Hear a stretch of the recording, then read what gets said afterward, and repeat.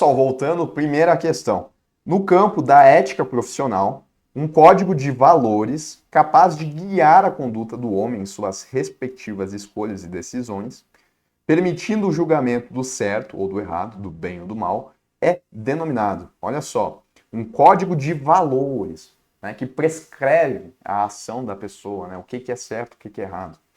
Tá? Então, o que é isso? A moralidade, solidariedade, subsidiariedade, consciência ou consenso. É a moralidade, né? Ele nem colocou a ética aqui para confundir. É a moralidade. É ela que estabelece código de valores, é ela que prescreve conduta. Conjunto de regras e preceitos de ordem valorativa e moral de um indivíduo, de um grupo social ou de uma sociedade. É o conceito de. Bom, tá exatamente igual ao conceito que a gente viu, né? É a ética. E aqui ele colocou a moral. Então, cuidado, tá? Para não confundir. Sobre ética no ambiente de trabalho, qual das opções a seguir reflete adequadamente uma regra de boa convivência? Então, ética no ambiente de trabalho, né? A gente está falando aí de ética profissional. Vamos ver então. Adotar uma abordagem individualista, considerando que os problemas em qualquer parte da instituição são responsabilidade exclusiva de cada pessoa? Não, né? Como é que a gente vai adotar uma abordagem individualista em um contexto coletivo? Então, não. Mostrar cortesia apenas ao chefe, uma vez que ele é responsável pelo pagamento do salário. Também não, né? Não é uma, uma regra de boa convivência. Estabelecer um bom relacionamento com colegas e superiores, organizando festas de confraternização semanalmente. Será que isso é uma. Até pode ser uma boa regra de convivência, mas não tem relação com a ética profissional, né? Fazer aí festas de confraternização, cadê o desempenho produtivo na empresa? Demonstrar humildemente, não, demonstrar humildade. Porém, não é necessário buscar aprendizado por meio da troca de experiências com os colegas. Não, né? Mas, de novo, está sendo aquela ideia de individualismo. Praticar empatia, reconhecendo as diferenças, perspectivas e necessidades dos colegas, contribuindo para um ambiente de trabalho colaborativo e respeitoso. Perfeito, né? Essa é a ideia de ética no ambiente de trabalho. A respeito das expectativas sobre conduta ética e profissional de um agente administrativo, assinale V para verdadeiro e F para falso. Ser hábil nas relações interpessoais, demonstrando aptidão ao diálogo e à negociação.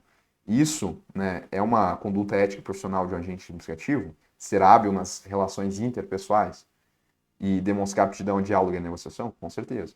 Ter fluência oral e escrita, expressando-se de maneira clara e cortês. Também está, né, dentro aí da ideia de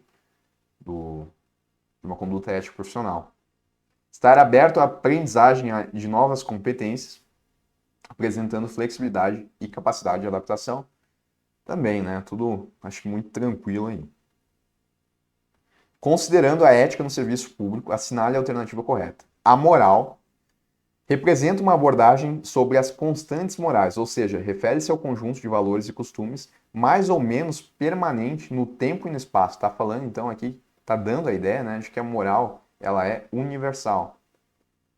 E a gente viu que não, né? A ética determina nosso comportamento por meio de um sistema de prescrição de conduta. É a ética que prescreve conduta? Não. A gente viu que é moral. O termo ético significa caráter, disciplina filosófica, os fundamentos da moralidade e os princípios das ideias da ação humana. É isso aí, né? Significa exatamente isso. A ética está intimamente relacionada ao dia a dia, no qual estamos inseridos. Isso é, relacionada com o ambiente, com a cultura, com as pessoas de determinada realidade, com os valores que são considerados como certos e o que são aceitos justamente por aquelas pessoas. Né? Tá falando relacionado com o ambiente, né? Quem é relacionado com o ambiente, com o dia a dia, com o cotidiano, é a moral. A ética é universal. Os problemas éticos surgem quando uma pessoa precisa adotar determinados valores e tomar sua decisão. Problemas éticos surgem quando a gente tem duas escolhas para fazer, duas escolhas morais, e a gente não consegue saber qual que é a mais certa. A gente fica nesse dilema justamente porque a gente não sabe qual que a gente escolhe, tá? Então, quando a pessoa precisa adotar determinados valores, não é esse o conceito de problema ético, tá? A ética é cultural, enquanto a moral é universal. É o contrário, né? A gente poderia falar que a moral é cultural enquanto que a ética é universal. Então tá errado.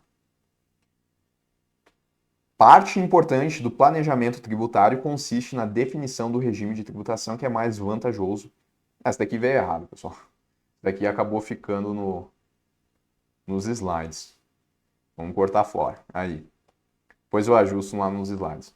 A virtude constitui o conjunto ideal de qualidades essenciais ao indivíduo do bem. A virtude constitui o conjunto ideal de qualidades essenciais ao indivíduo de bem. É exatamente isso, né? A gente viu que a virtude é o que a gente espera ali no âmbito individual. Então, tá certo. A moral é influenciada por fatores sociais e históricos, não sendo admitidas diferenças entre os conceitos morais de um grupo para com o outro, já que a moral é universal e absoluta. Não, né? A moral a gente sabe que ela é relativa e ela é mutável. E é isso, tá errado. É influenciado por fatores sociais e históricos. Até aí tá certo, né? Não sendo admitidas diferenças entre os conceitos morais de um grupo para o outro. Aí tá errado. Começou bem, né? Influenciado por fatores sociais e históricos, mas aí depois acabou errando. A ética profissional diz respeito às regras morais que os indivíduos devem observar em suas atividades laborais, com o fim de valorizar sua profissão e atender adequadamente aqueles que deles dependem. Perfeito, né? Ética profissional com ambiente laborativo. Então, tá certinho o conceito. A ética empresarial e profissional é exigida pela sociedade, que se espera que as organizações tenham transparência em suas ações. Falou em organizações sendo transparentes, né? Isso nos dá a ideia do quê? De ética empresarial. Então, tá certo. É exigido pela sociedade. Um dirigente de organismo financeiro internacional privilegiou, em promoção na carreira, pessoa com quem manteve relacionamento afetivo por determinado período. Então, dirigente, ele privilegiou uma pessoa com quem ele manteve relacionamento. À luz das normas da conduta ética, tal atitude é corriqueira e depende da cultura de cada instituição, que define os comportamentos dos indivíduos segundo as relações de poder. Não, né? Não dá para aceitar esse tipo de comportamento. É inaceitável nas empresas que editam códigos de ética, uma vez que discriminam sem utilizar critérios objetivos, mas pessoais. Vamos de novo. É inaceitável nas empresas que editam códigos de ética, uma vez que discriminam sem utilizar critérios objetivos, mas pessoais. Vamos deixar isso de lado por enquanto, depois a gente volta.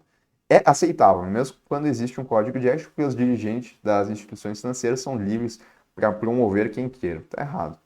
Seria aceitável se o comitê de promoção adotasse os mesmos critérios para todas as relações afetivas dos dirigentes. Né? Não é uma ética profissional, também está errado. Realiza o princípio da pessoalidade, que deve ser aplicado nas relações empresariais. Pelo contrário, né? O princípio que a gente tem que aplicar nas relações empresariais é o princípio da impessoalidade. Impessoalidade. É corriqueira e depende da cultura de cada instituição. Também não, né? Só pode ser a letra B aqui, mas, sei lá, achei essa redação aí meio estranha.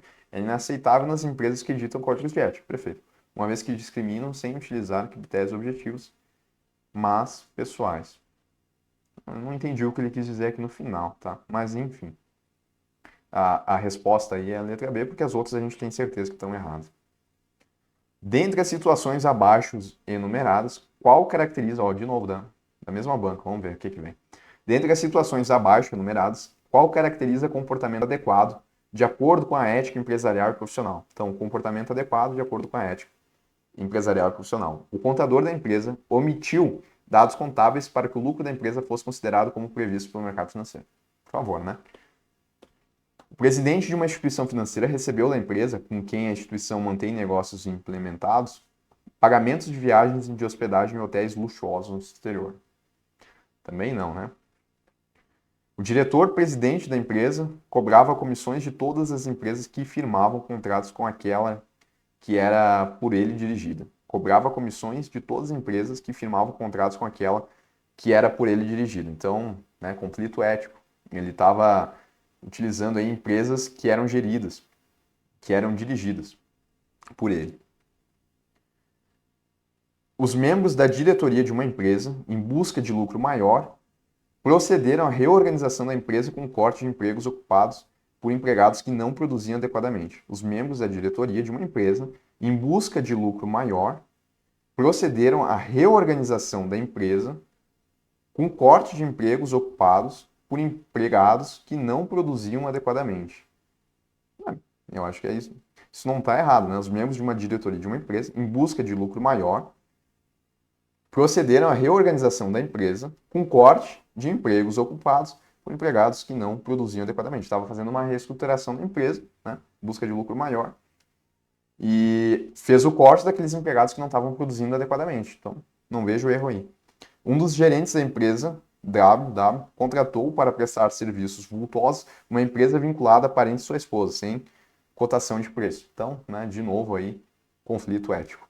Sobra aí mesmo a letra D. Mas assim, Cisne Hill aí nessas duas questões não mandou muito bem, né?